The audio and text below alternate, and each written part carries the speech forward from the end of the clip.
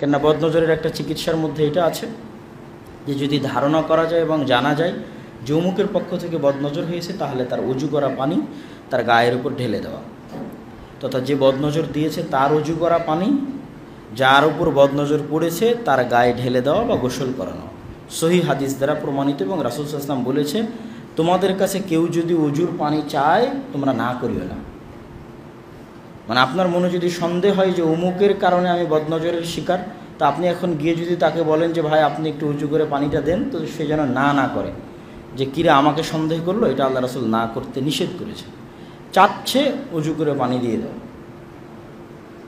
তো যখন আপনি ফেসবুকে দিবেন, ওই হাদিসের আরবি হচ্ছে ইজাস্তাগসালতুম ফাগসিলু, যখন তোমাদের কাছে কেউ পানি চায় তখন তোমরা দাও, উজুর পানি দাও।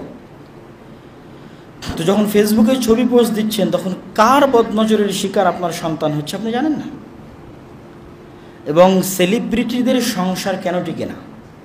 সেলিব্রিটিরা তাদের প্রতি সেকেন্ড এবং প্রতি মুহূর্তের তাদের পারস্পরিক স্বামী স্ত্রীর ভালোবাসার দৃশ্য মানুষের কাছে প্রকাশ করে, যে আমরা এত সুখী আছি, আমরা এত ভালো আছি, আমাদের মধ্যে এত মিল মহব্বত, 2 দিন পর তালাক। মানে ভালোবাসা ফেসবুকে প্রকাশ করতে করতে 2-3 দিন পর তালাক, নাই, বিচ্ছিন্ন হয়ে গেছে। অসংখ্য ঘটনা আপনাদের চোখের সামনে, যারা আপনারা আধুনিক যুগের খবরাখবর রাখেন, এরকম অসংখ্য অগণিত ঘটনা। তার অধিকাংশ সম্ভাবনা হচ্ছে বদনজর। তার মানে দুনিয়াতে মনে হয় আর স্বামী স্ত্রী নাই, দুনিয়াতে হয়তো আর কোনো স্বামী তার কোনো স্ত্রীকে ভালোবাসে না, আর কোনো স্ত্রী হয়তো কোনো স্বামীকে ভালোবাসে না।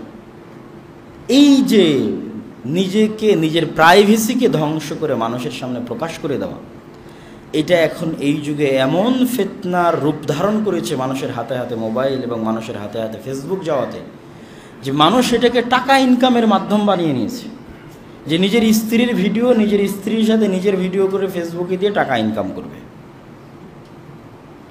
এটা আপনার সংসারকে ধ্বংস করে দিবে এবং মানুষের বদনজরে আপনার সংসার এবং আপনার সন্তান সন্ততি সবকে আপনি ধ্বংস করে দিচ্ছেন, মানুষের বদনজরের জন্য উন্মুক্ত করে দিচ্ছেন। এই জন্য এই 3 নম্বর পয়েন্ট যেটাকে লক্ষ্য করে আজকে আমাদের আলোচনা করা, সেটা হচ্ছে সবসময় সকল নেয়ামত মানুষের সামনে পেশ না করা এবং প্রকাশ না করা। কারো যদি ক্ষেত্রে জানা যায় যে সে বদনজরে আক্রান্ত, তাহলে সেক্ষেত্রে একটা হচ্ছে অজু, যদি সন্দেহ করে যে অমুকের বদনজর, তার অজুর পানি নিয়ে গোসল করবে, গায়ে দিবে। আর একটা হচ্ছে নাস ফালাক ইখলাস পড়ে সবসময় নিজের উপর রুকিয়া, নিজের উপর কী করবে, ফু দিবে, ঝাড়ফুঁক যেটা আমরা বলি, নাস ফালাক ইখলাস পড়ে। আয়াতুল কুরসি, সূরা ফাতিহা, সূরা বাকারার শেষ 2 আয়াত, এগুলো হচ্ছে কোরআনের আয়াতের মধ্যে সবচেয়ে শক্তিশালী আয়াত, যেগুলো যে কোনো শয়তান, যে কোনো অদৃশ্য শক্তির কবল থেকে মানুষকে রক্ষা করতে পারে। সূরা নাস, সূরা ফালাক, সূরা ইখলাস, আয়াতুল কুরসি, সূরা বাকারার শেষ 2 আয়াত, সূরা ফাতিহা। আর আরেকটা কি, ছোট বাচ্চাকে, আপনার নিজের কোলের বাচ্চাকে যখন আপনি বাসায় যাচ্ছেন, আজকে জুমার সালাত শেষ করে বাসায় যাবেন, আপনার বাচ্চা দৌড়ে আসবে, বা অনেক দিন পর হয়তো দেখা হলো, 2 দিন পর দেখা হলো, বাজার থেকে ফিরে গেলেন, সারাদিন অফিস ডিউটি শেষ করে ফিরে গেলেন, বাচ্চা দৌড়ে কোলে আসলো।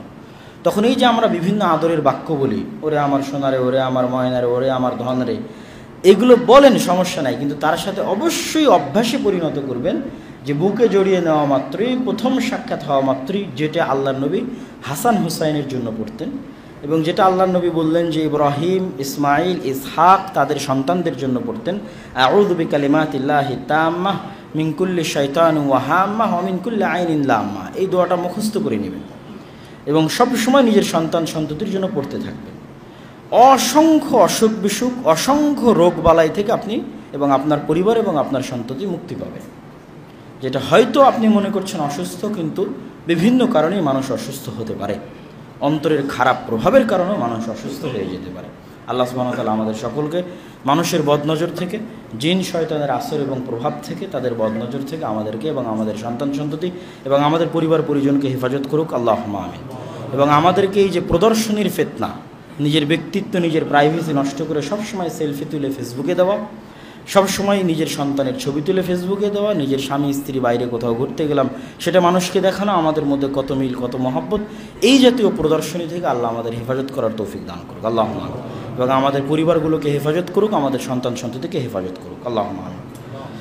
সম্মানিত উপস্থিতি, আমরা আমাদের বক্তব্যের শেষের দিকে চলে এসেছি। আজকের এই বক্তব্যের এই অংশ